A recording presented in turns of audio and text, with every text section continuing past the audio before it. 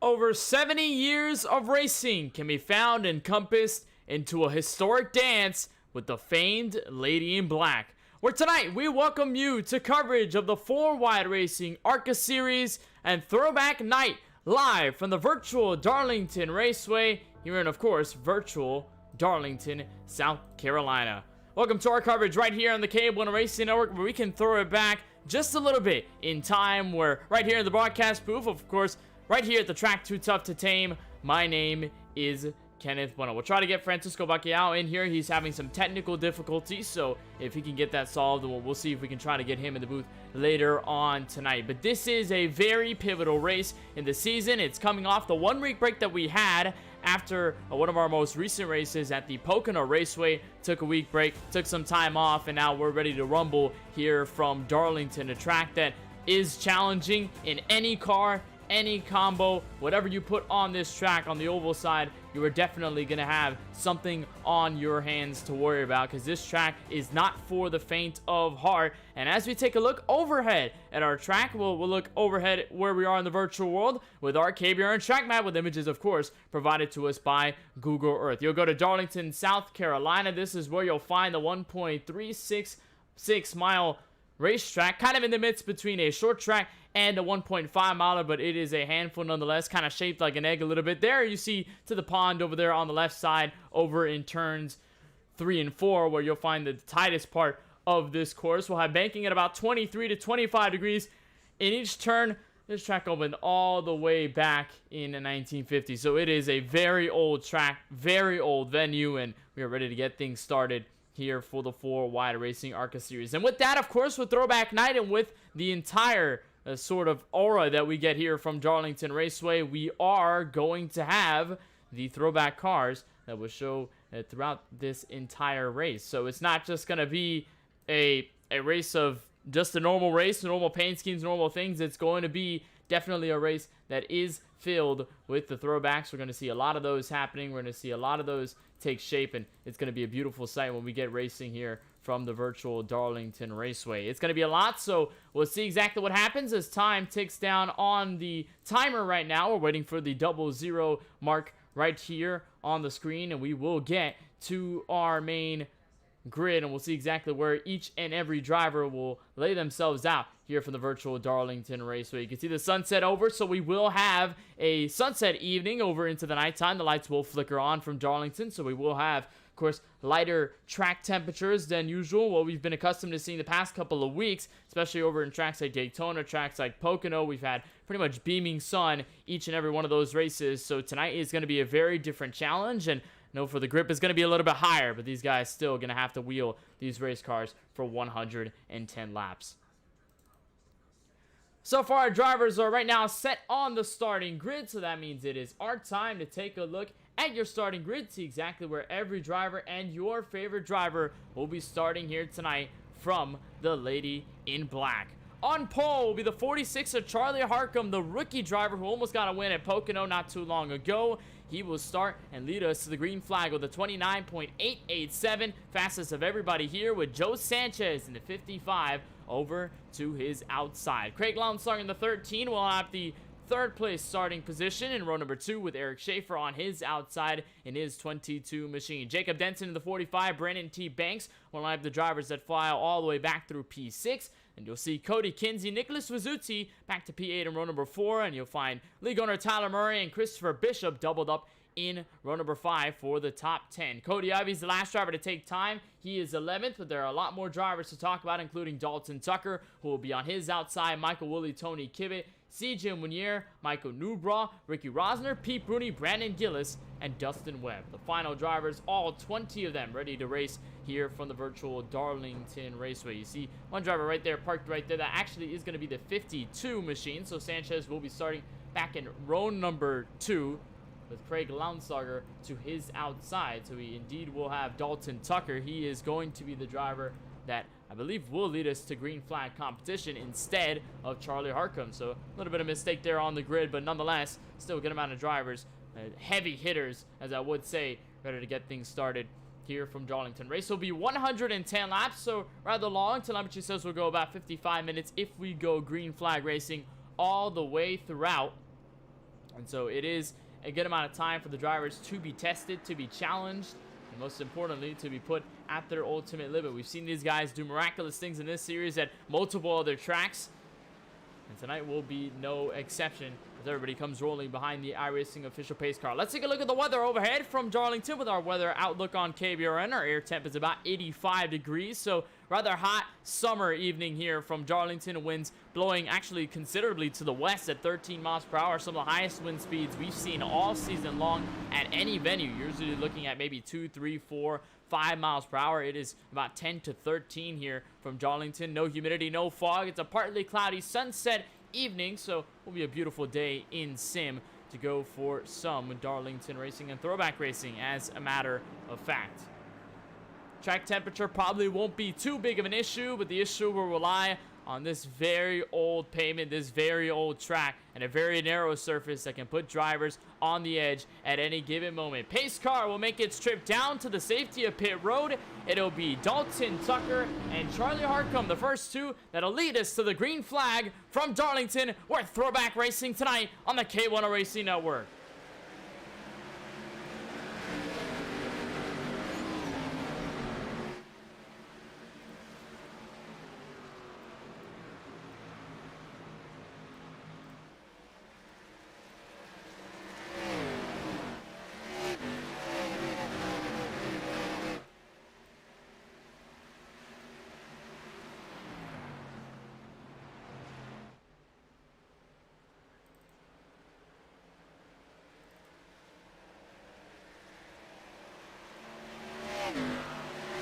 Field in the hands of Dalton Tucker. He has pulled away seamlessly by about 1.2 seconds. Joe Sanchez is the next driver to take suit. Got away from Charlie Harcum, who's now sitting in third. And the 55 is Sanchez, who we've seen pretty much fastest in practice and one of the faster ones in qualifying. He's not going to be taking over second, going to try to chop in what Dalton Tucker has put in. Tucker, a driver who was a rookie last season, made a couple of starts in the Cup Series, won a race at Richmond earlier last season, so Tucker does know how to win.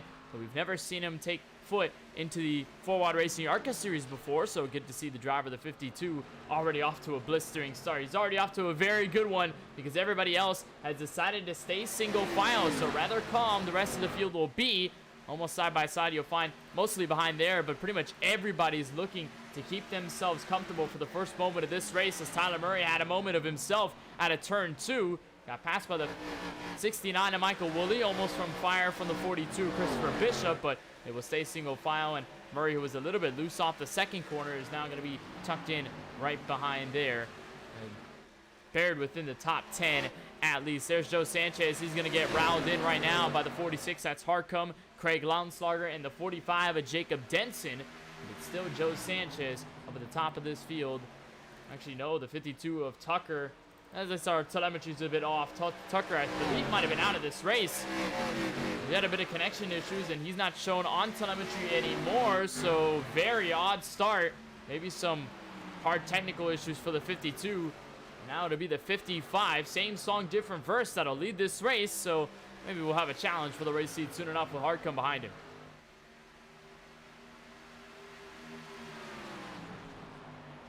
Over the course of tonight's coverage, you'll of course see the many colors and the vibrant colors that are shown on each and every race car here tonight. Some of them electing for the throwback schemes. Joe Sanchez, no different out of the drivers looking for that throwback style, and it's a very interesting one at that as you watch a battle for second behind. Sanchez running a Michael Waltrip 2006 paint scheme. Well, Michael Waltrip Racing decided to run Dodges back in 06 before switching to Team Toyota back in 2007.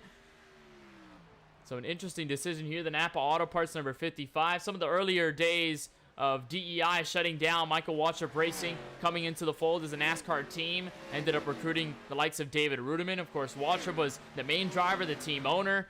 It lasted all the way up until 2013, up until the spin gate over at Richmond Raceway. But good to see that Joe Sanchez repping one of the better ones in NASCAR, one of the more famed names. There are two Waltrip throwbacks in this field, so You won't see one half of the Walter brothers. You'll see the other half in just a moment. There was the battle for second that has just succeeded. The 13 of Craig Lounslager has taken it over, and I guess we can already talk about his paint scheme. Very vibrant Citgo colors, and if you're an avid NASCAR fan from the 90s and the early 2000s, you'll recognize that Citgo, the sort of blue, the orange and red and white machine. The driver of the 13 tonight, representing the driver who was repping the 99 back in the Cup Series in 2003. This is the Citgo scheme for Jeff Burton, what a classic driver, with his son Harrison Burton currently running in the NASCAR Xfinity Series. A driver up amongst the ranks, and Burton, Jeff Burton, at least the older one. A nice representation of the Citgo car here. A bit of a three-car train behind where Sanchez is, as Sanchez takes over the race lead. That's Harcum behind him. Jacob Denson has kind of followed suit, and there's sort of a large distance before you get back to the 93 of Cody Kinsey, who's currently wrapping up the top 5, and pretty much everybody else is single file. Not much to say about anybody else in this field, most notably within the battles. It's just mostly about keeping this car clean, and that's something you want to think about when you go to a place like Darlington Raceway. Of course, this track that I mentioned at the top of the show, and I think I mentioned over extensively, this track is very tough on the drivers. It requires a lot of concentration from each and every corner. There's really no time to relax apart from, I guess, the straightaways. It's really the only place you can kind of take a break behind the wheel. But when you're in 1 and 2, you're worried about the momentum. You're worried about not striking that outside wall like Michael Woolley is here. You're riding on board. And then in 3 and 4, you kind of have to back things down and make sure that you're also not going to strike the outside wall on the entrance, and what line you're going to take over to get maximum exit off of turn 4. That's something that Woolley is trying right now, especially this part of the course, looking for that inside lane, although not going to get much of a run. It's going to allow Tyler Murray and Eric Schaefer to slowly catch up. It's a very demanding racetrack here, Darlington is. And of course, no surprise to see that everyone's single file, just trying to get themselves in some sort of rhythm, at least in some way. Because if you can get yourself in the rhythm here at Darlington Raceway, then you've got pretty much half of the problem solved, and it's a lot easier to work yourself through the rest of this race. Then the second problem is going to be finding traffic and getting around traffic through this race, much like Tyler Murray is right now behind Michael Woolley in P7. Eric Schaefer trying to make a move, although not necessarily successful on his end. Tried to peek to the inside a couple of times, but has not been able to do it. Still rather patient with his moves earlier on. There was a battle for third that also calmed down, and it's a change for position between the 45 and the 46. That's Jacob Denson, one of the newer drivers in the 4-Wide Racing Series. He's up to third, trying to catch up to Lounslager as of lap number 12. So far, though, it is Joe Sanchez in command of the field. Unfortunately for Dalton Tucker, who had nabbed the pole for tonight's coverage, he will not be here for the rest of the race unless he can reconnect again. And even if he does reconnect, he will be several laps down. So it's going to be a tough trek up the hill for the driver of the 52. But as for the 55, it's kind of smooth sailing through this field. Although smooth sailing is kind of a light way to say it here at Darlington, with the way these drivers have to drive. But as for right now, you ride on board with the back of the 55. He seems to be rather comfortable by about 0.6 of a second.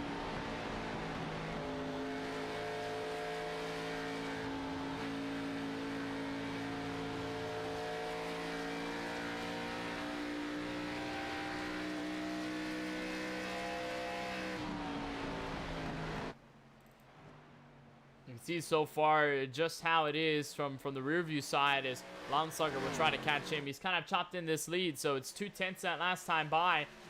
Lounslager was a full 10.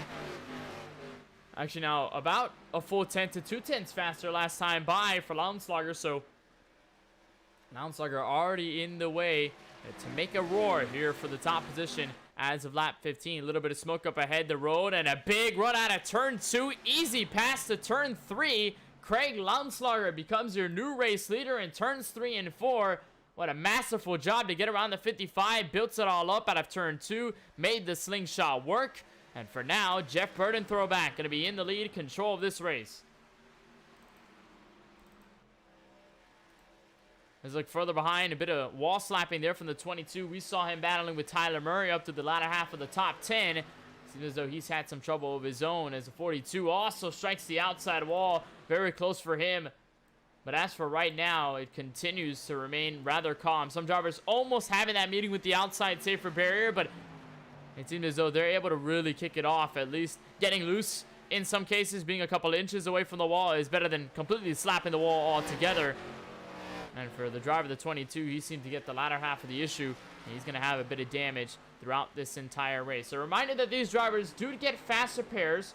So if you do get a car significantly damaged to the point where it may be unrepairable, or to the point where it's severe damage and it really affects your race pace and the way you have to drive the car, handling wise or power wise, if it's engine damage, you have the opportunity to go down pit road, get a fresh car, as iRacing calls it, or fast repair, so you're able to repair all the damage that you have on the race car instantaneously. And so for the driver, the 22, it's not necessarily game over for him, because he can keep that fast repair in check, and if he goes down pit road, he can get a fresh car, and he will be okay, have it all clean for the rest of the race. And we'll talk about that a little bit later. Probably a point of strategy for the most part. You see it there, the extent of the damage of the 22. Not too much to probably affect him speed-wise, but maybe some aerodynamic troubles for the Monte Carlo that I guess is in sort of tribute to Ward Burton, one of the Caterpillar cars a couple of years back. I'm trying to catch down a trio that lies right in front of him. We've noticed that one driver went down off of pit road, and Ricky Rosner was the driver who just came off pit road, but one that is very slow on the track. That's the 42, Christopher Bishop. Sporting a Richard Petty throwback, his STP colors. A little bit of damage and a very slow pace. Now the driver, the 42, we'll see exactly whether he was involved in something. Heard a smack in the outside wall. Going right there. Not able to keep it collected. And slaps the outside wall. Rear looking with the 22. That's exactly what happened to him. Just gets in the outside wall, gets a bit stuck there, and nowhere for him to go. But he seems to be okay, as for the most part, he's going to come down pit road. Actually, this time by. He's going to be one of the first ones to strike. He is going to be one lap down, so that is going to hurt his chances significantly, but he is going to get service. Another driver that is getting service is a Hut Strickland throwback of the camel colors for the 81 of Cody Ivey tonight. You see him coming out of pit road. He's going to get 4 fresh tires and fuel. He is already 2 laps down to the racetrack.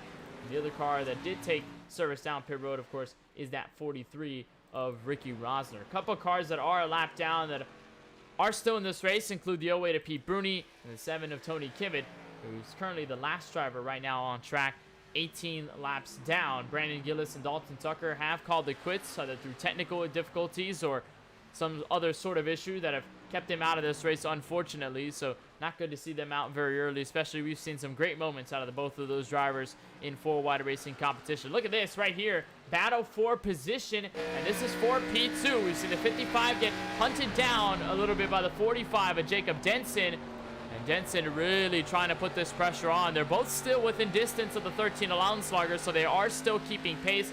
They're not necessarily falling off too significantly, but at this point, Denson is maybe forcing the 55 into a possible mistake within the next couple laps if he can get there.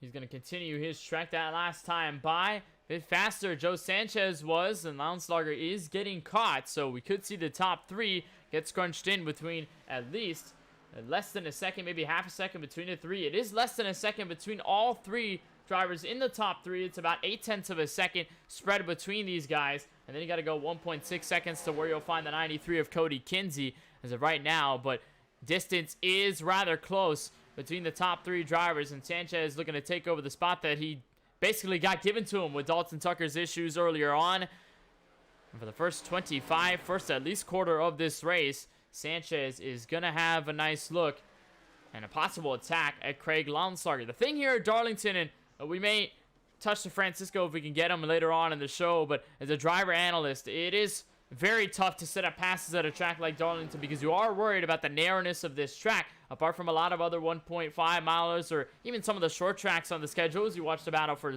second heat up. Denson going to get the best of the 55. If you're trying to make a pass here at Darlington, you have limited space to work with. Yes, you can theoretically use the apron on the racetrack underneath the white dash line, but it's not going to give you that much grip. So if you're going to make a run down there, you're going to have to cut it barely, then slowly slide up the track, and then try to use the banking to your advantage. And especially here in 1 and 2, such a narrow part of the track, it's hard to go side by side here, especially with that bump out of turn 2, because we've seen a lot of times with pro drivers and with other drivers throughout the iRacing service and even in real life that it is very tough to go 2-3 wide off that second corner just because you're going so fast and the track is so tight that you could easily slap the outside wall and get into a big crash on the back straightaway. So you really have to set your move up, whether it's going to be at the entrance of the corner, whether it's going to be at the exit. That's going to be the main focus here if you're going to make passes, especially throughout this race and even in the long run when the tires start to wear out and the grip starts to fall off. But as for now, grip is going to start to fall off at a lesser rate because caution has just flown out for the first time here tonight. And it might have been the 22 of Eric Schaefer who gets collected in the first caution flag this evening. Saw a bit of damage with him earlier on tonight. We touched on that. But he was very slow off the pace on the racetrack, and I think even more so bent the right fender a little bit more. So we'll try to see if this is the case of the 22 that brings us under yellow, and indeed it is. Watch the driver here coming off the final corner. Car steps out. And there's nothing he can do.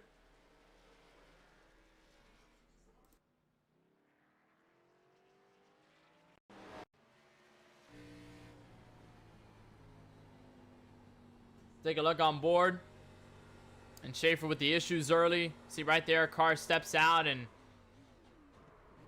not sure if there was really an attempt to save the car, but luckily able to keep it off of the inside wall. Has been a very vicious enemy here at Darlington, especially if you get loose off that final corner. A lot of apron space though, and the 22 able to come to a slow, and luckily nobody else was collected in the incident. But that will bring us under the first yellow flag tonight, and that does mean that the leaders are down pit road. Going to be the call on the first 29 to go for 4 fresh tires and fuel. There's Lautenschlager, there's Sanchez, there's Harcum. You see Denson near the background. All of these drivers going to go for a pit service. And it's going to be the main consensus to go for the fresh rubber, waste a set of tires, maybe get a faster pair clicked off if you've got enough damage. But for many of the leaders, that is not a concern. And for Lautenschlager, he's going to remain at the top of the field. Quick pit stop for him, a 14.5. That'll put him still in the race lead ahead of Sanchez, Denson, Kinsey, and Charlie Harcum, who has broken back into the top 5. And the rest of the suit follows Nicholas Vizzuti, Michael Woolley, Tyler Murray, Michael Newbraw, and CJ Munier, who has slept into the top 10. Nice throwback there. We'll talk about that a little bit later. The driver of the 25. But it's the 13 of Lautenschlager. The Jeff Burton throwback going to be the head honcho at the top of the field. Lap number 30. Still, of course, a long way to go. But in the first opening run of that race, saw a lot of potential out of the 13 of Craig Lautenschlager. He does have experience with running a lot of tough and abrasive surfaces, doing very well. Did very well in the ARCA Series race at Pocono, where he came into that race not so confident with his abilities behind the wheel, especially with the way that track was. A very rough Pocono surface, the older version of the Pocono Raceway, but able to finish well. Able to finish well in the Cup Series also. And here at Darlington, off of the week break, Lautenschlager is carrying a lot of momentum. He is one of the charging drivers, if not one of the more notable drivers in the point standings here for this series. One that you definitely can't ignore. And Lautenschlager, a driver who is a playoff competitor. Last season in the Cup Series, tried to go for the Truck Series title as well. He's got the reset, and of course, he's got the chance to do so earlier on this season. He has yet to find himself in victory lane, although he is the current points leader. He's got 5 top 10s this year. It's been a very consistent season and campaign early on for the driver, the 13. And so he will bring us back to green flag action. You see the 2 cars there that are more than laps down, going to get the wave round. That's the 7 of Tony Kivett, rocking the Robbie Gordon throwback, the Menards colors, and of course the 42 of Bishop that we saw hit pit road not too long ago. So those 2 drivers will take the moment to get the wave round. There you see the 7 of Kivett. Get a good look at the neon Robbie Gordon colors there that he drove back around 2007, 2006 in the NASCAR Cup Series. Now they're going to take their way around, and we're going to double them up back for green flag racing. So it will be Lautenschlager at the head of this field. Joe Sanchez will be lined up to his outside. A nice pickup for Cody Kinsey, who started the outside of row 2. And Jacob Denson, who was working on Sanchez in that long run earlier, he's going to be behind your current race leader in that second row. Charlie Harcum and Nicholas Vizzuti will be the drivers back to row number 3. Then you see a pair of purple Impalas, the 69 of Michael Woolley, the 8 machine of Tyler Murray. And of course, you get to the drivers beneath the top 10, CJ Munier, and of course, the driver behind him, Michael Newbraw, in the 56. So we'll get back to green flag action here on lap number 32 of 110. Very solid run to start this evening off, but it'll be an early jump here for the 13 of Craig Lonsarger, and we're back under green from Darlington.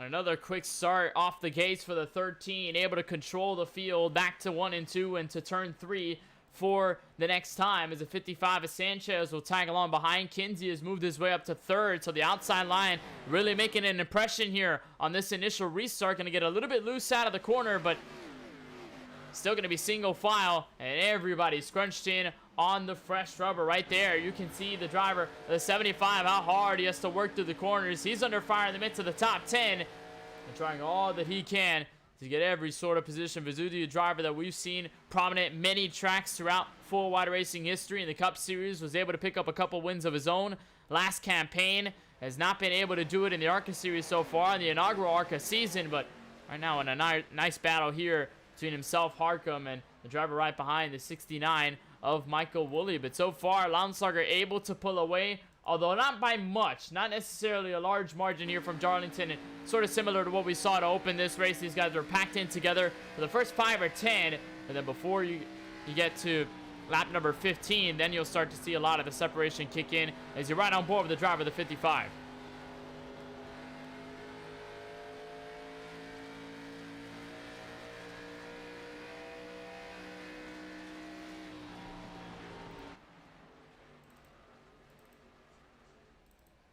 As we look at the top 4, and everybody again, much like the first laps of this race, all single file. Good amount of gap though to where you'll find Michael Newbraw sporting the 56 machine, and very, at least coincidental colors, very common colors if you're a Cars fan. The Disney Pixar movies, the fabulous Hudson Hornet, and Newbraw definitely representing out here with that blue Chevrolet Impala SS, holding off what seems to be now the likes of Brandon T. Banks, who I believe is a lap car on the racetrack. He is 1 lap down in P12, and then the driver behind him for position, the 25 of CJ Munier, who, if you can recognize those colors, one of the greatest NASCAR drivers of all time by many in the NASCAR fan base. Jimmy Johnson, the number 48 Lowe's Cobalt Tools machine that he ran, I believe, from 2006 all the way to 2009 when that scheme made a retirement. I think a little bit of bias here in the booth. That is one of my favorite paint schemes, if not my favorite Jimmy Johnson paint scheme of all time throughout his career. Jimmy Johnson was able to get a win at Las Vegas earlier back in the first couple of years of this paint scheme being introduced on this Gen 4 type of Cup car. And CJ Munier currently lining up the edge of the top 10. And what's funny to note about these cars, especially throughout the entirety of this race, is the fact that these cars, the Gen 4 bodies, these were used for the NASCAR Cup Series back in the likes of 2004, 2005, 2006, 2007, before they moved over to the Car of Tomorrow back in 2008. That's when they made the first appearance of that new generation car, and they had let go of the Gen 4 cars, and then they gave those cars to the Xfinity Series, which was at the time the Busch Series turned into the NASCAR Nationwide Series. They ran those for a while. They went to a new car in 2011 full time, and then came the ARCA Series. They were able to maneuver these cars, keep these Gen 4s around until a couple years back when they've changed to the Gen 6 Cup cars, although with different packages and, of course, less horsepower for the younger drivers. But this car has taken a lot of different shapes, a lot of different powertrains underneath the hood, and driven by a lot of different caliber of talent from the Cup Series, the best of the best, winning championships, some of the greatest drivers in NASCAR history. Then you have some of the best in the NASCAR Nationwide Series at the time. And, of course, you get some of the ARCA legends that were made with this car as well. Some of the great finishes, some of the great moments that were put between this car and in the iRacing service. Less power, of course, due to the fact that it is considered an ARCA car modeled after Dale Earnhardt Jr.'s Xfinity Series machine back in 2010.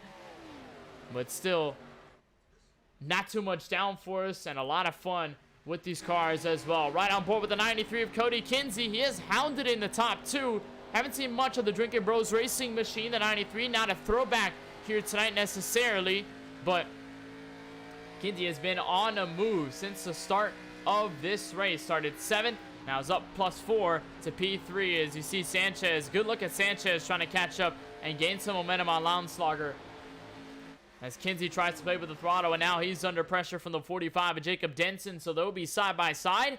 Denson will make the entrance into turn 3, and Denson will have the advantage. He'll move up to the 3rd spot once more.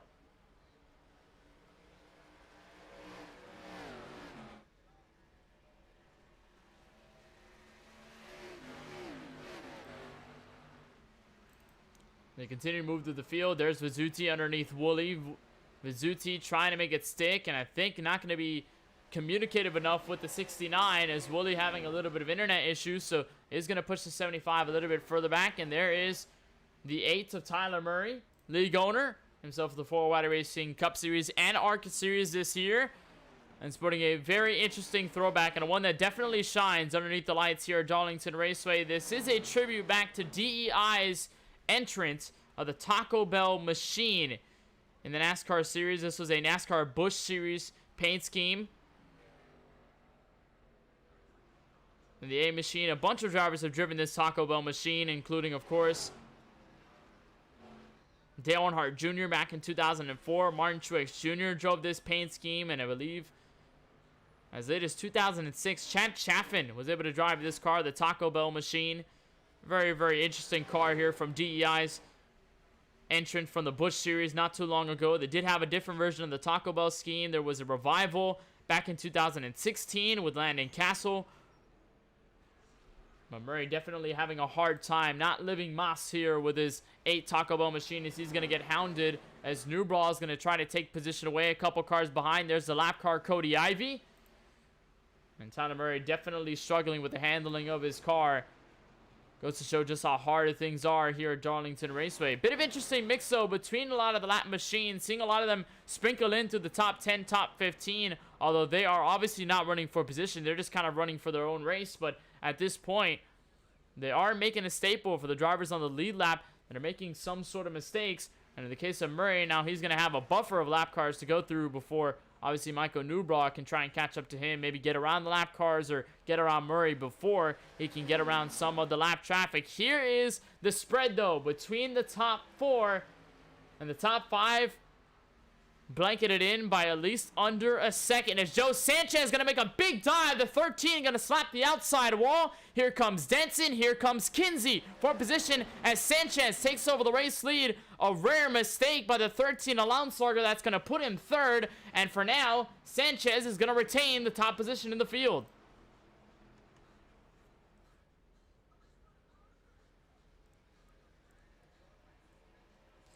And it looked like an absolute send by the 55 of Sanchez on the entrance of turn 1, but it was mostly the 13 that got sent up into the outside wall on his own accord. Doesn't seem to be too much damage on the 13 rather. He's going to be able to keep it clean for the most part. There's Ricky Rosner lap car underneath the racetrack. But Lounslogger is now going to fall to 3rd on the racetrack. Going to put him nicely tight within this battle, though. So still going to keep him in contention for this race, but very small but crucial mistake out of the 13 that's going to keep him out from leading more laps. So it is the familiar Napa colors in the Napa Auto Parts machine. Joe Sanchez currently leading this race as of lap number 48. With Denson, Lounslogger, Kinsey, and Woolley back to the top 5. We'll take a short break and we'll go side by side so you won't miss a thing here on the KBueno Racing Network. Sanchez still in control from Darlington.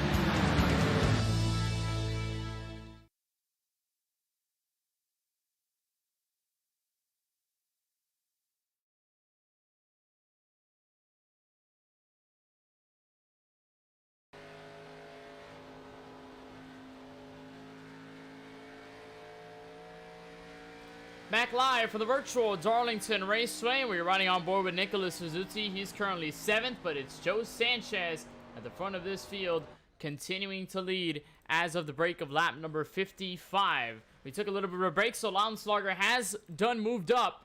He's moved up 2 positions. He's up from about 3rd to 4th on the racetrack with that mistake on the outside wall in turns 1.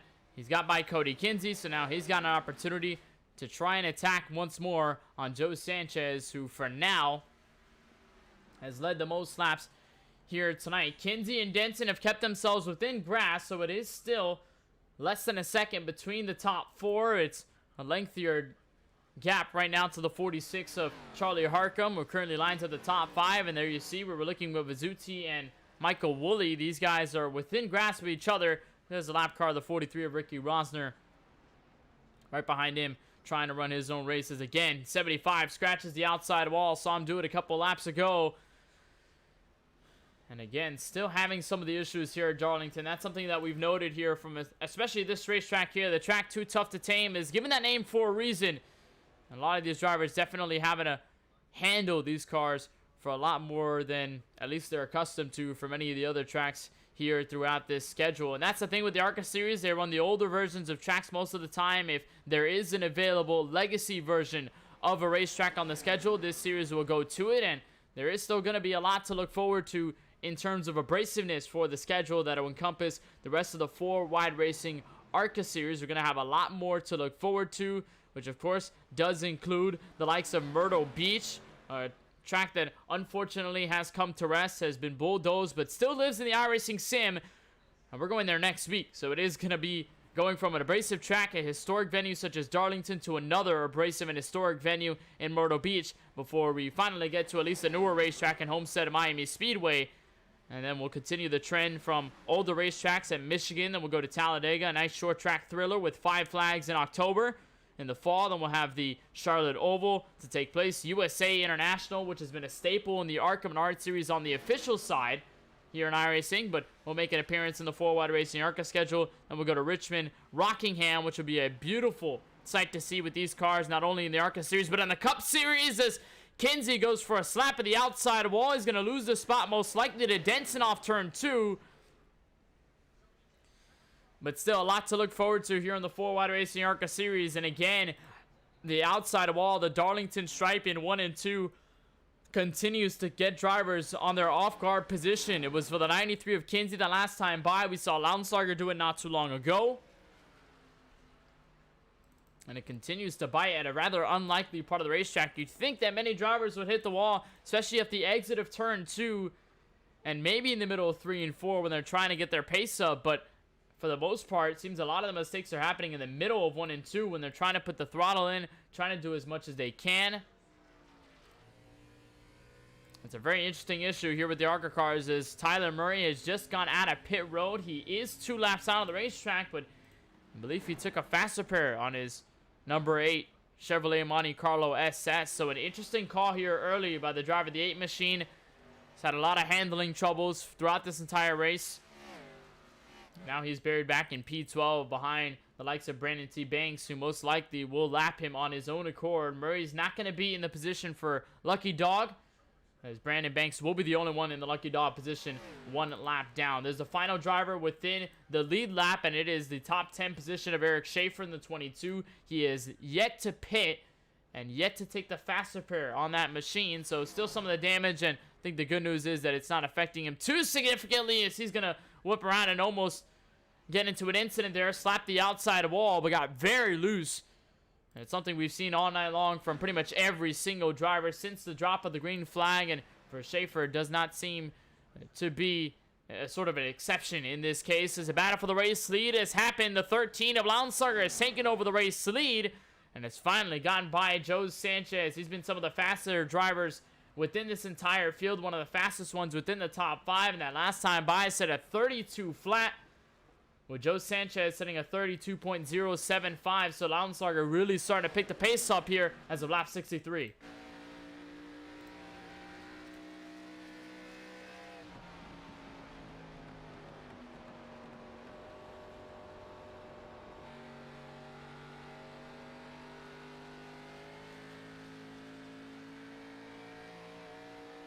You're right on board with her with the 13 already by about 0.4 of a second and approaching lap traffic at a rather rapid pace. And we'll see exactly where either Kinsey or Denton file out on this, whether they're able to catch Sanchez in enough time, which it looks like they are, especially at a turn 2. Not necessarily for Denton as he slaps a safer barrier, but for Kinsey, certainly looking like the setup for the pass for a second. And as the laps continue to wind down, these cars will start to get more ill handling. These cars will get very loose. These cars do not necessarily have a lot of downforce either, so you're looking at a car that can easily step out on you. We've seen it many occasions, especially at the older tracks, Daytona being one of them at full throttle speed. Kind of have to play with the throttle at the entrance of the corners to make sure your car does not get that loose. And you look at tracks like Legacy Pocono, which took a lot of drivers for spins, especially off the exit of the corner with the implementation of the throttle, trying to put as much as you can, but the car just does not have enough downforce to stick it to the ground. And you really have to wheel it off the corner, be patient with the throttle. Indianapolis, you can kind of call it the same thing at that track. And it is a rather interesting challenge and an interesting combo as the top 3 continue to remain all single file and within grasp of each other. What we have yet to see is any green flag pit stops. We haven't seen a long enough run to at least put these guys under the scenario. These guys are about 37 laps in their stint so far.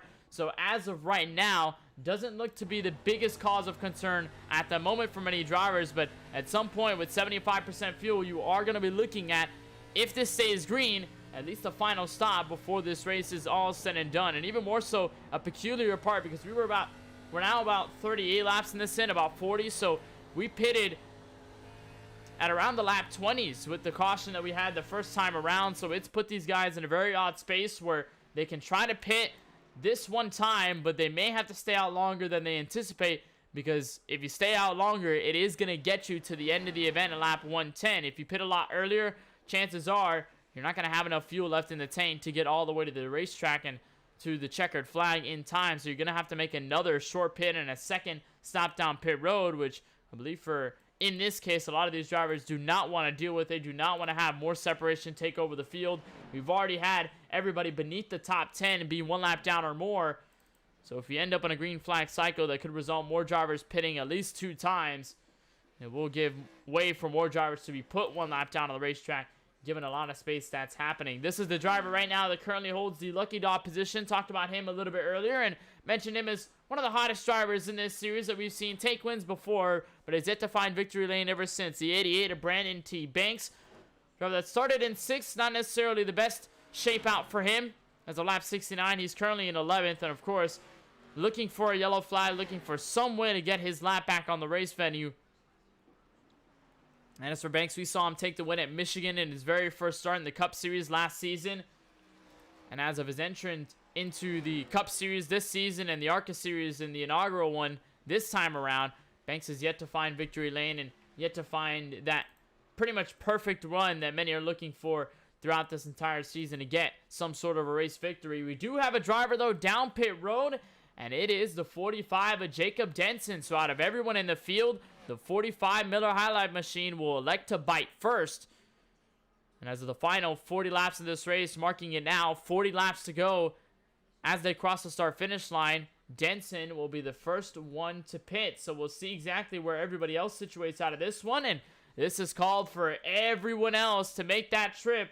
This time Sanchez, this time Kinsey, Woolley, Charlie Harcum. They are all coming down pit road this time by.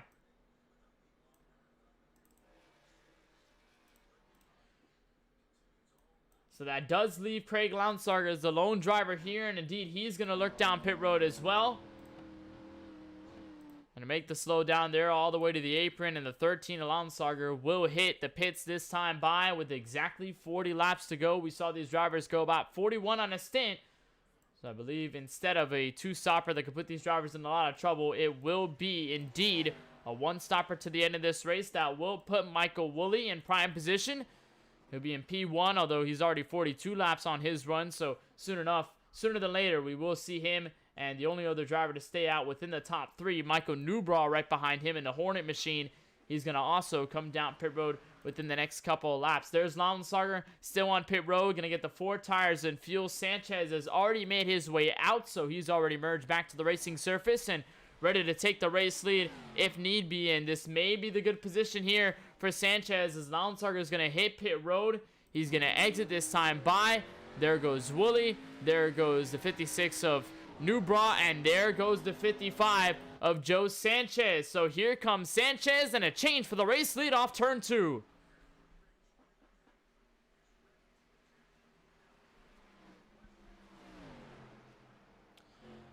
And this is for net P1 right now. These drivers are a lap down, but a reminder that the top 3 have not decided to pit. So as soon as they do, this will give way for the likes of Sanchez and a lot of the others to take back the race lead and get those top positions back. So right now, Sanchez holds control as Willie hits the outside wall.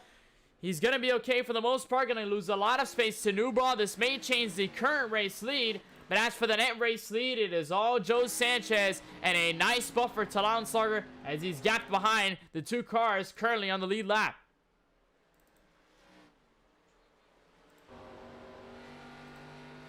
Are you right on board with the 56 of Newball? So this is a challenge for what is the current race lead, but you can see just how much of a difference it is on the old tires versus the new rubber. You can see just how quickly the 13 and the 45 are able to get around. There's Charlie Harcum this time by. Maybe more drivers to clear. There's Cody Kinsey as Newball again strikes the outside wall. You go for a trip near the apron, but he's going to mostly be okay. But a smart decision here by Sanchez. Decided to pit a lot earlier than everybody else after we saw the 45 of Jacob Denson take the trip first down pit road. And for Sanchez, this could be the winning move of this race if we stay green. Telemetry says we'll go about 20 minutes if we stay under green flag conditions. It's been close to a flag to flag affair, although we only had that first caution involving the 22 of Eric Schaefer. Joe Sanchez, though, putting himself in the best position possible to win this race, but he does need it to stay green. As for Michael Newbraw, he's hit pit road, so he's going to take his service. As for Eric Schaefer, he has also decided to come down pit road, so we'll find out whether he elects to burn the faster pair for the final at least 30 or so laps in this race. And as for Wooly, he is currently the last driver that continues to remain on the racetrack, at least holding out hope. And in this case, you're going to be hoping for that yellow flag because everybody's going to start to come by you. Already, Sanchez and the gang have already unlapped themselves by the hands of the 69.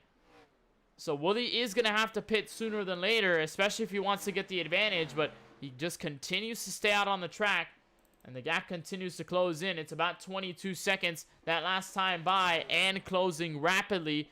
You see Sanchez off turn 2, and it's Wooly right now on the other end of the racetrack, currently out of turn 2 as we speak, into the middle of the corner.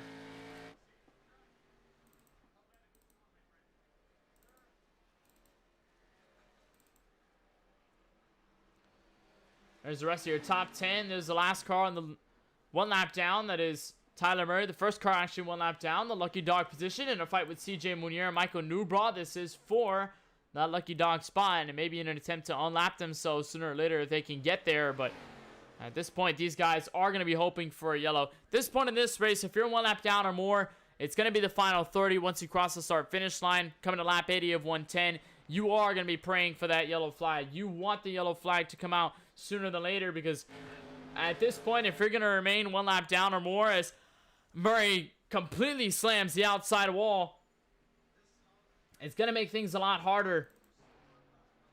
And in this case, if you're going to continue to move through the field, you're going to have to unlap yourself quickly if you even want to set yourself up for some sort of advantage later on in this race.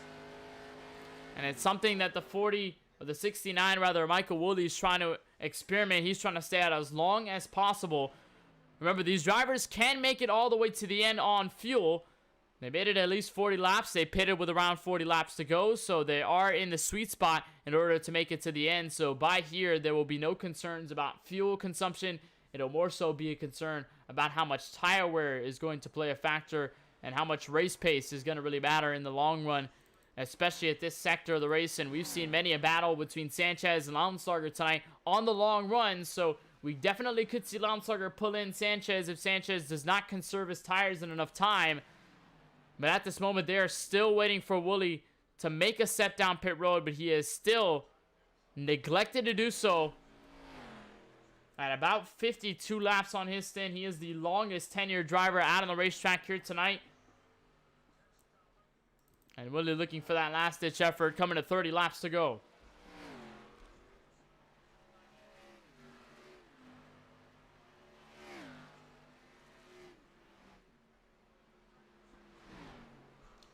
So it's Woolley continuing to lead the race. Sanchez and Lonsarger currently hold up to P3. Jacob Denson, who had been the first driver to pit, he's in P4. And in pop pursuit is Cody Kinsey right there to the top 5. Good effort by both of these drivers. We've seen Kinsey with some struggling runs this season. Hasn't necessarily had the best of luck throughout many of these events, but tonight could be the game changer at one of the toughest tracks and easily give him a lot of momentum going into Myrtle Beach next week. I know Myrtle Beach is going to be a very big showdown of skill and, of course, survival as a short track. There's Charlie Harcum. There's Nicholas Suzuki in 7th. Michael Newbaugh currently holds 8th. And he has taken the spot of Lucky Dog position. So should we get a yellow flag, Newbaugh will be in position to get the wave around and be in the lead lap contend for this race win. As of now, it has looked unlikely. And there is finally the 69 of Michael Woolley to take his stop, and his final stop indeed, down to pit road with less than 30 laps to go, and that will move Joe Sanchez to the race lead by a clear 1.5 seconds. So Sanchez able to get the right spot between not pitting first and not pitting last. And for now, he has the advantage over the 13 of Craig Lonsarger. You take a look at the gap, it's 1.35 seconds. Although Lonsarger is running similar lap time, Sanchez continues to remain the fastest out of the top 3. And actually, mind you, the entire top 5. And Sanchez looking for a second race win in the ARCA series. Got one earlier in this campaign. Able to get a win earlier at the Iowa Speedway, the short track. Sanchez was a contender in the Cup Series last season. And in this inaugural ARCA season, he's shown up a couple times. Obviously, the win at Iowa meant a lot, but ever since, he's just kind of been on the back foot. And tonight could very well much be the change that he's looking for going into Myrtle Beach next Tuesday night. As there's a battle for 4th continuing to develop. There's Kinsey now able to put himself on the outside of the 45 of Denson. Denson's going to say, hey, I'll let you by here. Not going to risk fighting you in 1 and 2. And now Kinsey will move up to the last step of the podium.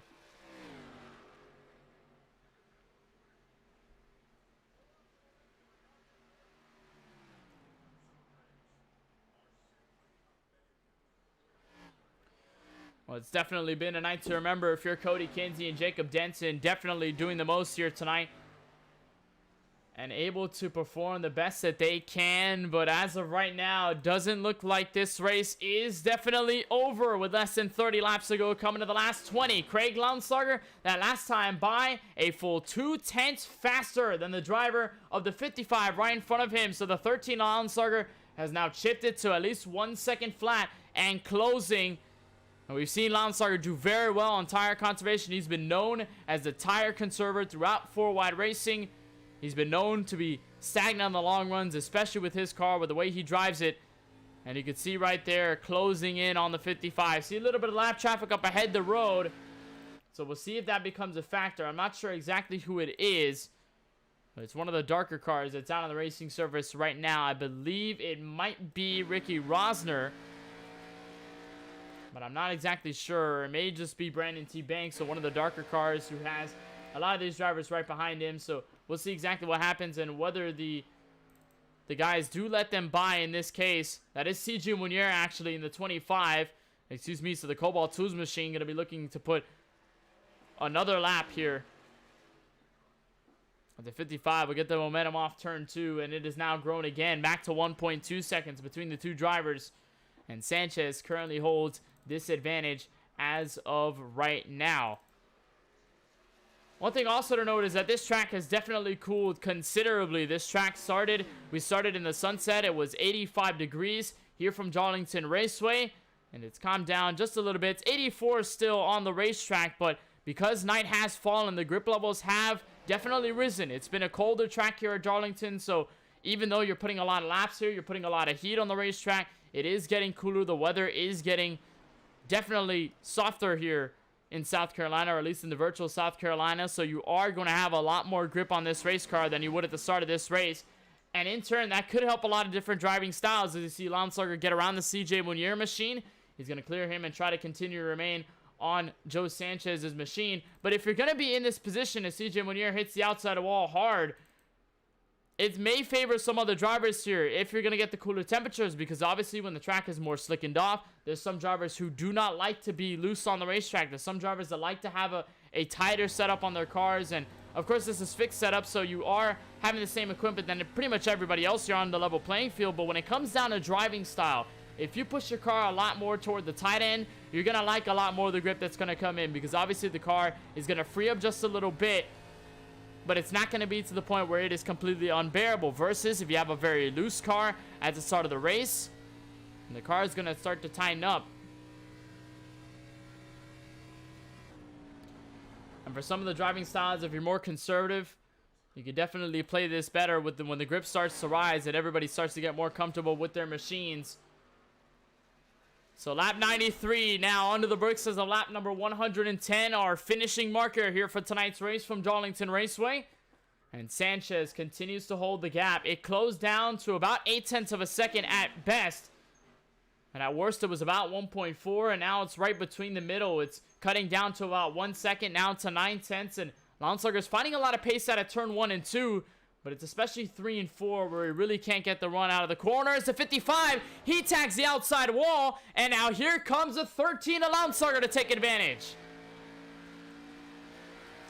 Lounsberger looking for the advantage in 1 and 2. Not going to duck his nose underneath. The Ford Taurus going to stay patient as they come out of the second corner. Bit of a mistake by the 55. Saw the 13 do it earlier in the midst of 1 and 2. And it was the middle of 3 and 4. The Darlington stripe for Sanchez this time by. And it is considerably closed. The gap for the race lead on board with the 13 of Lounsberger as they come out of 4. He's got a chance to the inside and to the front straightaway. He'll duck his nose underneath for first. How will they make it happen to 1 and 2? 55 at the outside wall. Lounsberger is going to give him space. They'll maintain side by side. How are they going to get out of turn 2 safe? They're able to do so. Lounsberger not with the move, and this could invite Cody Kinsey into the battle if they continue to battle straightforward side by side. But the 55 able to get the momentum, and the 13 just trying every bit that he can to find some sort of space to make a move. The 55 continuously battles a loose race car, and it just opens the door further. It was ajar about 20 laps ago, and now it is blown wide open. The 13 of Lounsberger in hot pursuit with the 55.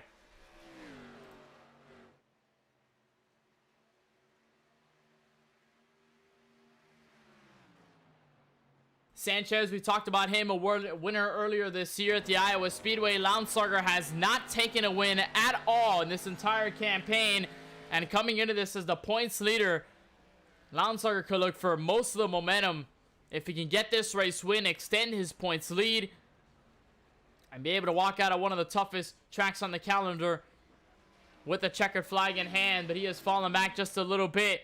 I believe he struck the outside wall a couple times ago, so that does put the gap still at about half a second. But Sanchez has been rather loose the past couple of times by, especially off turn 4. It is given the opportunity for Lounsberger to make that move, but especially in 1 and 2, you saw him go side by side, kind of ducked out of turn 2. It's not the best place to make a pass. You want to really do it in the setup for 3 and 4, where you can really dive on the inside, or at least maybe leave it to the straightaways. But the 13 looking for every bit of advantage. This might be it off turn 2. Here comes Lounsberger to the inside in 3 and 4, side by side between the two race leaders. Sanchez with the run on the high side. The 13 maintaining strong down low. Sanchez going to get the advantage as they come to 11 laps to go from Darlington.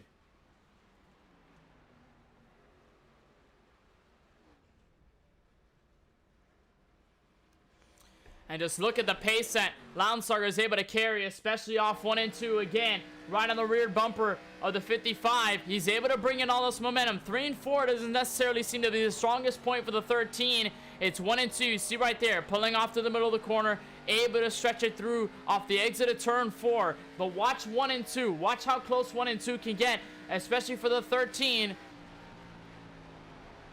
Able to set it up, stretch it through right there, middle of the corner, and able to get all the way through the end. They are battling, though, which does give way for Cody Kinsey in all this. We have seen top two get tangled in, and the third place car take the race win away, so we could definitely see Cody Kinsey back in this. And an opportunity for him to take his first race win of the 2021 in the inaugural 4-Wide Racing ARCA Series campaign. But it remains the absolute duel here from the Lady in Black as we come to 10 laps to go for the virtual Darlington Raceway. Still Sanchez, Lounsberger, Kinsey, your top three. And Sanchez way loose off turn 2. He's going to get right into the 13 of Lounsberger. They remain straight. That will lose them a bunch of time to Cody Kinsey. But Lounsberger again going to look for the ditch effort on the bottom of the racetrack. Not able to do it. And a risky moment there for the 55 of Sanchez. Sanchez could have easily collected, then created a caution here in the final laps of this race, but he's going to be able to pull away with the bare mistake. And it's going to only allow Kinsey to put his name in the hat.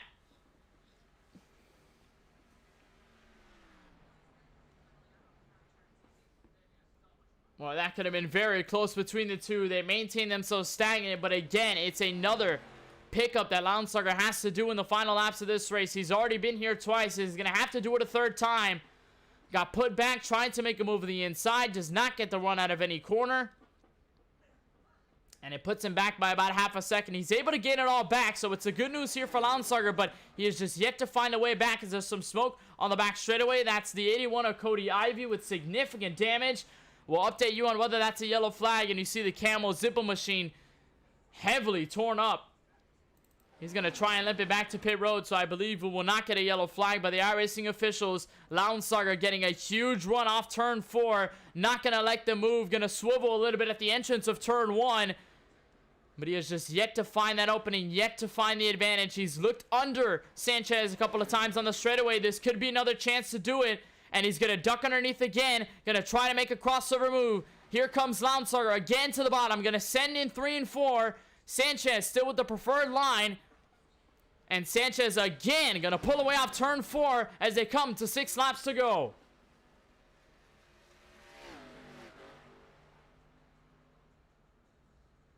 And all of this is only allowing Cody Kinsey to get a brighter smile on his face. He knows that these two continue to ride side by side, continue to put the pressure on each other. And with about 5 laps to go left as they cross the start-finish line, it could be all the momentum swung to the driver of the 93.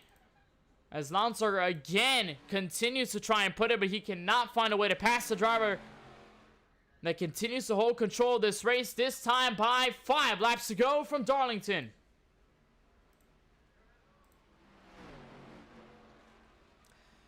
Sanchez all night long from the top of the show has led this race ever since the issues with Dalton Tucker. Internet issues for him earlier on gave the lead directly to Sanchez, and he has not rescinded it, only a couple times to Lounsberger. But on pit road, he was able to make the crucial move to get to the race lead. And as they come to 4 laps to go, he's got an opportunity to still win this race. Lounsberger and Kinsey still within about half a second. Lounsberger not going to make the move just yet.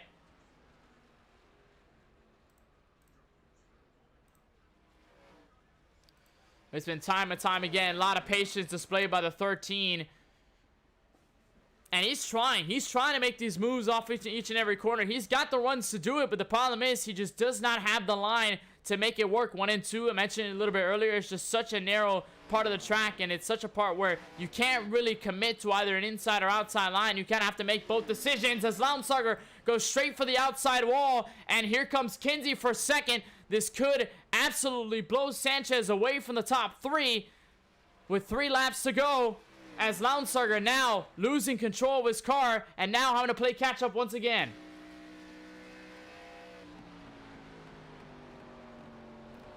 Well, it's been a stellar night for the driver of the 55.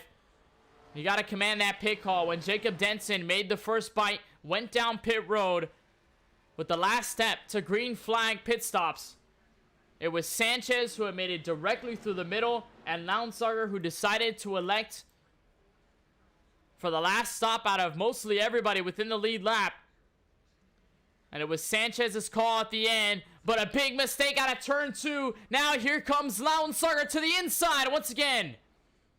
And Launsarger is going to lose all the ground, going to go straight up the racetrack. Kinsey to the inside as Sanchez looks off of turn 4. Kinsey goes around on the inside of the racetrack, but it will be Sanchez to the white flag. No caution on the racetrack. Gap now 1.4 and growing between the top 2 leaders. Sanchez in prime position with the Michael Waltrip throwback from 2006. After Launsarger had put the pressure so many times, time and time again, Sanchez is able to defend, Sanchez is able to hold on, and Sanchez will get his second win in the 4-Wide Racing ARCA Series from the track Too Tough to Tame. Craig Launsarger with a bare miss, and he goes sailing into the outside wall, and a big hit from the 22, but it does not matter. He comes home second. Jacob Denson, after the first pit call and the pit strategy call from the green flag stops, he ends up third. Charlie Harcum will run fourth. Vizzuti will end up fifth. Cody Kinsey, unfortunate spin near the end of this race, and he crosses the line 7th.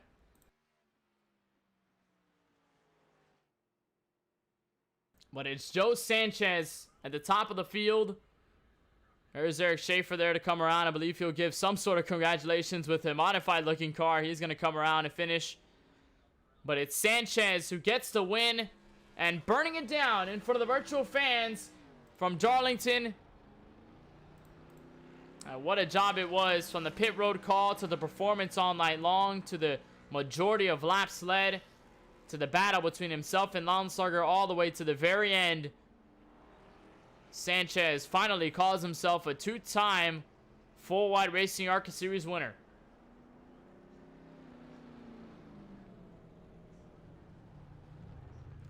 He'll stop right in front of the Goodyear sign. The start-finish line here at Darlington. Turn off the car, pose it right in the photo area. And he will go straight to victory lane. Joe Sanchez, the winner after tonight's coverage from the Darlington Raceway. We'll take a look at your full field race results, see exactly where everybody finished at the end of a thrilling 110-lap feature. Joe Sanchez, your winner for the second time this season. It's the build-up on the win from Iowa that'll get him here, and from the track Too Tough to Tame, he'll walk out of this very racetrack with a second checkered flag in hand. Craig Launsarger so close, but no cigar. Another driver who had been a heavy hitter here in tonight's race, made a case for the race win numerous times in the final 30 or so laps, but he ends up in P2. Jacob Denson, who had made the first stop out of everybody on the green flag cycle, he's going to end up at the last step of the podium. Great run for the driver of the 45. Charlie Harcum, the rookie, after almost winning Pocono not too long ago, he's going to end up with a solid P4. Nicholas Suzuki will end up 17 seconds behind with a top 5. Michael Newbraw will finish here from 6. Cody Kinsey, who was third near the end of the race, got collected in that half spin off turn 4, coming to the white flag. He will finish 7th. He'll be the last driver on the lead lap before you'll find the 22 of Eric Schaefer 1 lap down. Brandon T. Banks also 1 lap down in 9th. And C.J. Munier capping off the top 10. 3 laps down. This is the rest of the field as it stands. Tyler Murray has had a lot of struggles with this race car tonight. He's able to muster it to 11th. Christopher Bishop will finish 7 laps down in P12. Ricky Rosner will hold place of the 13 position, 10 laps down on the racetrack. Michael Woolley and Tony Kibbett will round out the rest of the top 15. Cody Ivey, lots of struggles, big damage near the end of the race. He went to P16. Then it'll be Pete Bruni, Dalton Tucker, who had issues earlier on after starting on the pole. Brandon Gillis, Dustin Webb, having very many issues earlier on, not able to run most of this race. That is your entire 20-car field, your entire full race results. And as we look to the driver who's able to get a win for the second time this season, Joe Sanchez gets it done for the virtual Darlington Raceway. And it'll be our time to take a moment to talk with their race winner as he steps into victory lane for the second time this year. Joe, a phenomenal run, I think, from start to finish, and it was kind of a peculiar start. You had Dalton Tucker lead this race. He started in row number 2. All of a sudden, Tucker has internet issues, and you all of a sudden get to the race lead, but it was pretty much that last call in the final 40, the stop down pit road and the sweet spot to get you to the front of the field and get you to this win here tonight. Walk us through how you were able to do it. Well, I knew on that last pit cycle I had a little faster car than Craig. I knew I could get by him, but I wanted to stay behind him so I can pit before him and gain that lead. And I was really just trying to save my tires that last run, not really push it. So if he did get to me, I'd have something for him. And he got to me a couple times on the inside, but it's hard to pass unless you have quite the run off the corner. But he was much better than me in 1 and 2. I was really tight getting off of turn number 2, so I had to really back up the corner there. But I can definitely get him more in 3 and 4, and that ultimately played a huge role in me just being able to hold him off. And you were able to hold them off in the final at least 30 laps, and I'd say it was really exciting. I think from up here in the booth, I think that the fans can say the same thing. You and Lonsar continuously dueling over the final 20 as Lonsar continued to get the run. How pressure-filled was that for you? Because you had taken the lead by at least 1.5 seconds when you had left pit road, and you had taken that P1 and taken, obviously, the actual P1 on the racetrack when Willie had hit pit road. But how was that behind the wheel in the pressure-filled situation with Lounsauger right on your tail and looking for every opportunity to get by you?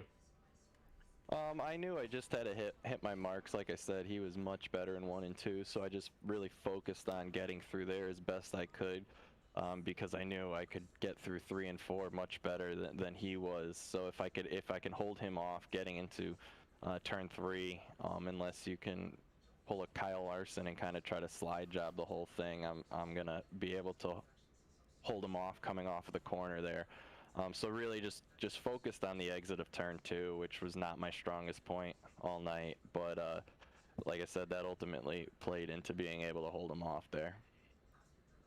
You were able to hold him off. I think Kyle Larson has the slide job and he has the wall ride that we saw this past Sunday in Darlington, but you're able to hold it off. This is your second win this season after a checkered flag captured at the Iowa Speedway earlier in this campaign. So what does this mean, I think, momentum-wise for you as a driver in this series, winning these 2 races now at very abrasive tracks? And number 2, does that change the approach in a positive way to another abrasive track that we'll see next week in Myrtle Beach? Myrtle Beach is quite the difficult track. I won't play light to that. Definitely need to learn the braking points there, because it's a very difficult track. But I don't know, I really like the abrasive tracks that really wear out your tires. I feel that plays the best role into how I drive the car. Managing your right rear and your right front, because that's ultimately, if you can manage those, you'll be set for the long runs. And glad we were able to get a lot of long runs here tonight. I wasn't sure how well we could do that, but I'm very happy. We only had, I believe, 1 caution, and that kind of played into my strategy tonight. Played into your strategy. You're able to fend consistently, and you get your second win of this 2021 ARCA Racing or ARCA Series season. Before we let you go, Joe, in Victory Lane, is there anybody you'd just like to give a shout out to? Any teams, sponsors, or anybody else that makes it happen for you here on tonight's win? Shout out to you you guys for running this broadcast. You guys do an awesome job, and to all the admins of this league who put it on each and every week.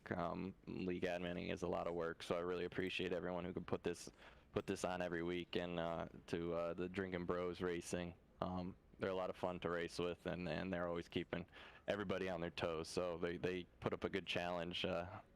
Feel bad for Cody there at the end. He looked to be getting into a P2, and they kind of got together on that last lap. But good run by him, good run by Newbraw, and Schaefer as well. So we'll look forward to this momentum, and hopefully Myrtle Beach next weekend ends in a victory as well. Well, we certainly appreciate it, Joe. We certainly appreciate the time that you took to talk with us here from Victory Lane. And, of course, a big congratulations on your second win in this series here from the Darlington Raceway. Of course, we will let you celebrate here from the track Too Tough to Tame, and we hope to see you next week at Myrtle Beach, and we wish you the best of luck. Thank you, guys. Joe Sanchez, second race win in the Michael Waltrip Throwback from 2006. And the win comes here from the throwback track at Darlington. We'll talk to the driver who ends up in P2, another solid throwback scheme. The Jeff Burton car, able to manage it to P2, but what an effort it was out of the driver, the 13, Craig Lounsauger, who ends up in P2. And we'll talk to him now, trackside. Craig, I think the final 30 was probably the most signifying part of this race. You had led a considerable amount of laps. You had been one of the fastest cars all night long. You had been one of the best in the entire field at the exit of 1 and 2. Very high momentum corner. But it's that final duel with Joe Sanchez trying to get by him each and every way. How difficult was that at a track like Darlington? Pretty tough. Really, really frustrating the last 10, 20 laps. I really felt like I had the faster car after 20 laps of tire wear. And I got monster runs and just can't hold it on the bottom. Just can't get any run off the bottom, and all you had to do was just hold up the top. So I was literally pulling out every trick in the book, minus maybe a bump and run, but I can't say it didn't cross my mind. Of course, going for the win, it means a lot here at Darlington, especially given your circumstances. The points leader still going into this race, and probably still the points leader coming out of this race. With this event here, I mean, you've been considered widely throughout this series as a driver that's been able to save tires better than a lot of the other guys here in this series. How important was that of a factor here tonight at Darlington with the way this track is, and of course with the lack of downforce that these cars have as well? It was pretty big. Like, I had to really work early in the round one, saving my tires not to get passed by those guys, and a couple times I did get passed. But pretty much every run we had where it ticked over 20 laps, I was getting much better runs off the corner. And it was a big factor, but unfortunately, having the lead and being able to defend on the high side is a little bit bigger of a factor. So it is what it is, I suppose. But fortunately, we didn't have any little bit longer, maybe 55 lap runs or something where I could really open up a bigger lead. But yeah, it was big, but it wasn't really the difference at the last 20 laps. Well, nonetheless, you're able to muster for second. It was a hard-fought effort here from Darlington, but I think it's going to be a lot more of a driver's train virtually when we go to next week's track, a track that unfortunately doesn't exist in the real world but still lives in the virtual world, Myrtle Beach, a new track that has taken form. You guys have really never visited this track in full wide racing competition, so are there any expectations you carry for there and any approaches you're going to plan to take there as well?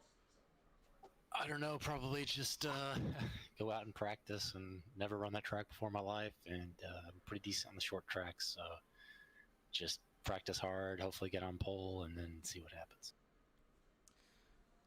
Well, nonetheless, a solid effort for the points leader, Craig. A big congratulations on your P2 effort here tonight from Darlington, and of course, wishing you the best of luck when we move on to Myrtle Beach in a week time. That's Craig Lonsarger, the driver who comes home in P2, one of the fastest cars. It was 41 laps led, but unfortunately not able to get the best of Joe Sanchez. Still a strong run out of the driver who most likely out of this race will still carry the points lead, and by a considerable margin over the rest of the field. We'll talk to the driver who ends up finishing third, and it's the 45 of Jacob Denson, and one of the first drivers to go down pit road on the cycle. Jacob, this was a very good race for you. Stuck within the top three for most of the event with Sanchez, Lonsarger, and I believe Cody Kinsey, Charlie Harcum a couple times, but you were known as a driver that was there all night long. What about Darlington is very positive your direction and your driving style specifically? I think just really managing tires. It really comes down to managing the car, managing the track, and not really racing against the other guys necessarily, but just trying to save it, really. It was a concern for a lot of drivers. This track was a challenge to a lot. It looked like you had probably one of the calmest cars with a little bit of damage. You were one of the cleanest ones throughout this entire field, but obviously it came down to the final strategy call. It was only one caution in the first 25 laps of this race, and it went green all the way to the end. So was there a certain consideration in mind for pitting first, or was there some sort of other plan that was kind of coming in the works but did not exactly go the way at least you anticipated or tried to execute it? I think, in all honesty, I was kind of watching what the guys in front of me were doing, and I knew we had a number in mind of 70. And I felt like when we hit lap 70, we were going to be good. And I tried to undercut them a little bit and gain some by going at 69. It kind of worked out, kind of didn't work out. Still ended up third, so I can't complain too much. Certainly can't complain at it. You made 2 starts in this season, and you're 100% on both finishing in top 5s and top 10. So I think that's got to say something about the consistency that you've carried throughout your tenure here in the 4Wide Racing ARCA series. So now coming out of Darlington, I'm sure that we'll see you many more times throughout this season. Is Myrtle Beach that consideration? Is Myrtle Beach going to be on your mind for next week? Well, absolutely. Looking forward to it. Got to get some practice in. Haven't raced there in a while, but really like the series. Great group of guys to race with, and can't wait for next week. Well, Jacob, before we let you go, we'll let you have the floor. Is there anybody you just want to thank, any team sponsors, or anybody else you just like to give the love and shout-outs to for tonight's run? Sure. I'd like to thank BNH Racing, BNH IT, and Phelps Media. Well, Jacob, we certainly appreciate the time. I want to give you congratulations on your third-place finish here tonight from the Darlington Raceway, and wishing you the best of luck, of course, as you move on to Myrtle Beach next week. Appreciate it, Kenneth. Jacob Denson still undefeated in the top 5 and the top 10. As a matter of fact, in the 4Wide Racing ARCA series, he ends up third after what was a thriller last lap throughout this entire race. What a race it was, though, from Darlington. Wish we had a Francisco Bacalhau up in the booth to kind of discuss it, give us a debrief of what happened here tonight. But this track still proves is one of the toughest, not only in real life, but in the sim.